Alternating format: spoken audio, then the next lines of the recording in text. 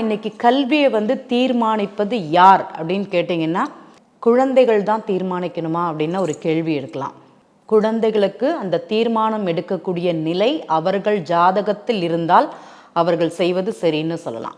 இல்லைங்க, அவங்க அப்பா தாங்க இந்த கல்வியை படிக்க சொன்னாங்க, அதனால தான் அந்த பையன் இந்த கல்வியை படிக்க போகிறான் அப்படின்னு சொன்னாங்கன்னா, அப்பா கல்வியை தீர்மானிக்க கூடாது அப்படிங்கிறது உண்மை. அந்த குழந்தை தான் மனதுக்கு பிடித்த கல்விங்கிறது படிக்க மாட்டாங்க.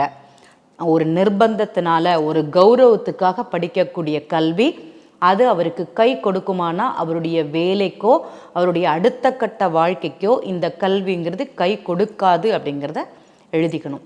அப்பா தீர்மானிக்க கூடாதுன்னு சொல்லிட்டீங்க.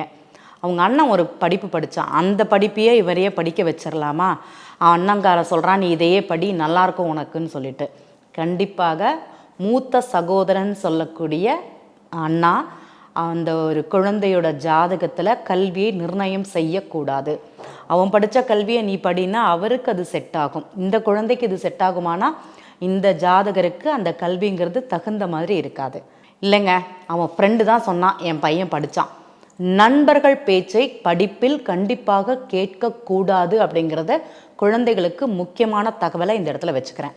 ஃப்ரெண்டு சொல்கிறான்னா அவனுக்கு பிடிச்ச கல்வி, அவனுக்கு பக்கத்தில் இடம், அதனால் அவர் அந்த கல்வியை படிக்கிறாரு.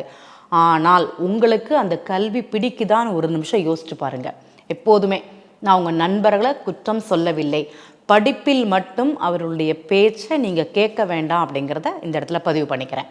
ஏன்னா சிச்சுவேஷனுக்கு ஏற்ற மாதிரி படிக்கிறது, வாய்ப்பு கிடைக்கல அந்த வாய்ப்புக்காக ஒரு கல்வி படிக்கிறது, அதனால் அந்த கல்விங்கிறது பயன்படுமானா எந்த ஒரு ஜாதகருக்கும் சந்தர்ப்ப சூழ்நிலையினால் படிக்கக்கூடிய கல்விங்கிறது பயன்படாது.